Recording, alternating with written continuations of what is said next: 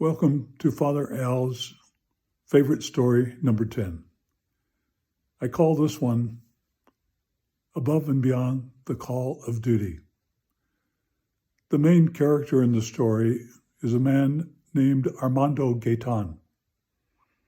Armando was a personnel supervisor.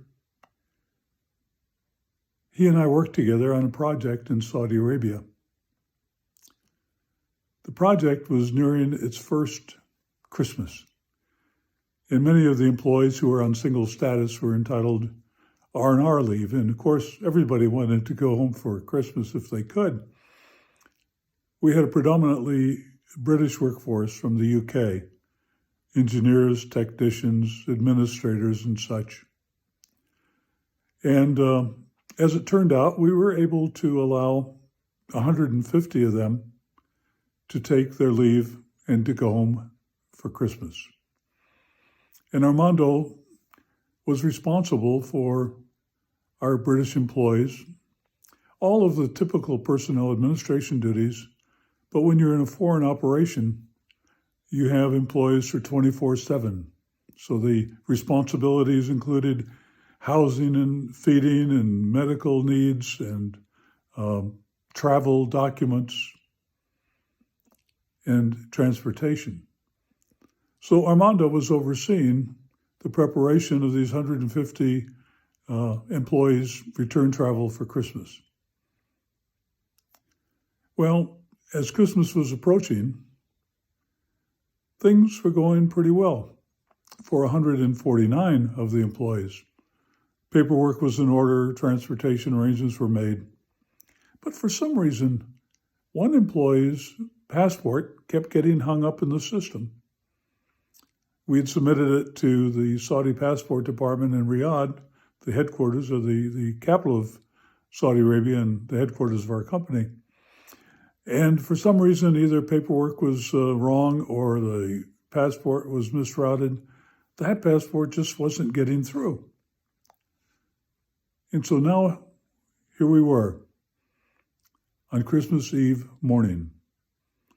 Armando came into the office. He told our local passport clerk who worked for us, go downtown and camp out until you get that passport. And he says, meanwhile, I'm going to the airport, to the shipping and receiving department. Bring the passport to me as soon as you can.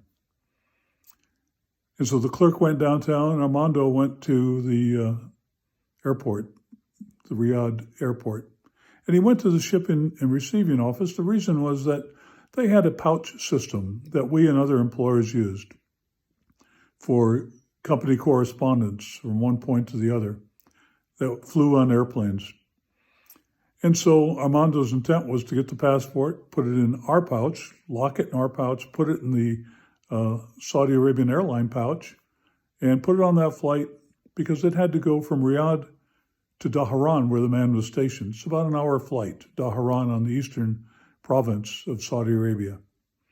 So that was the plan. As it turned out, the flight from Riyadh to Dhahran was such that it would land in Dhahran a full hour before the British Airways flight left Dhahran for London. So it was tight, but we had a cushion. So anyhow, as time went on, the shipping clerk told Armando, he says, the flight's getting ready to go. I'm sorry, I have to seal the pouch. Armando says, can't you hold on for a minute? And he says, I'm sorry. The supervisor says, got to be sealed and put on the airplane. So Armando watched him seal it. It was no sooner sealed than our employee came running with his passport and said, I got the passport. Armando said to the clerk, can't you open the pouch and let me get this in there? He says, no, the rule is once it's sealed, it can't be reopened. And so Armando didn't think very long about it. He grabbed that passport. He ran into the terminal, went to the ticket counter. He bought a ticket to fly himself and the passport to Dhahran. So he boarded the flight, and it was on time. It pushed back away from the gate, and it started taxiing for takeoff, and all of a sudden it stopped.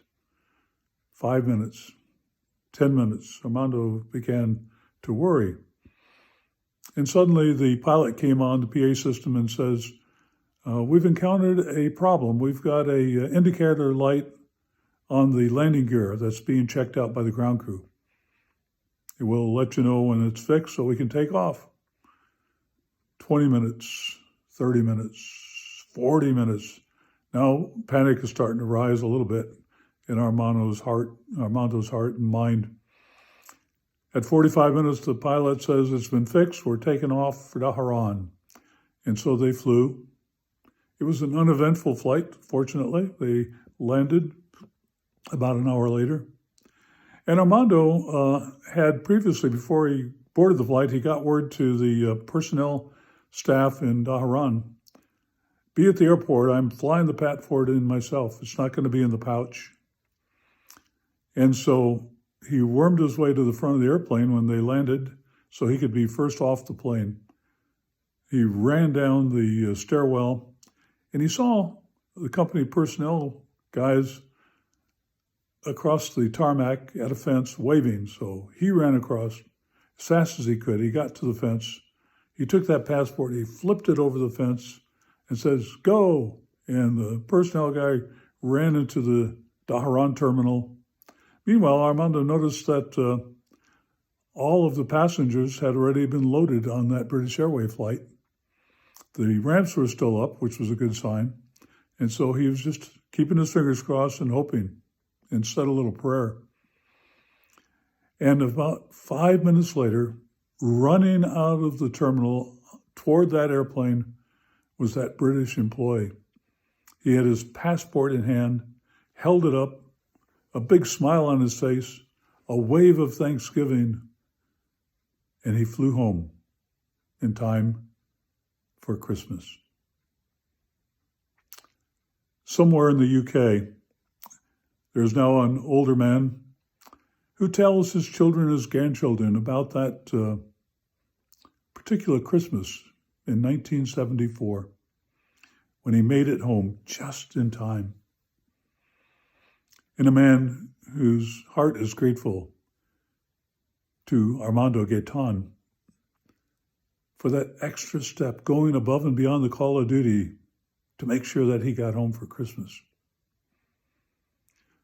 You know, the readings this past weekend and during this week continue to talk about Christ as the Good Shepherd, who works very diligently for us to help us to get to the right place at the right time, on the right path. And in its own way, Armando acted like a shepherd, a very good shepherd, by taking that initiative and action with a caring heart to make sure that one employee could get home for Christmas. And so I've had the privilege of being in the personnel administration field for 35 years of my life prior to becoming a priest late in life. And in my experience, what Armando Gaitan did is the greatest example of personnel service, of going above and beyond. If there were medals of honor given for such actions, I would nominate Armando for a Medal of Honor for great personnel work and a great heart. I'm fortunate to still be in touch with Armando. He is now retired from his many years with Lockheed, and he's retired in his elder years, enjoying life in Texas.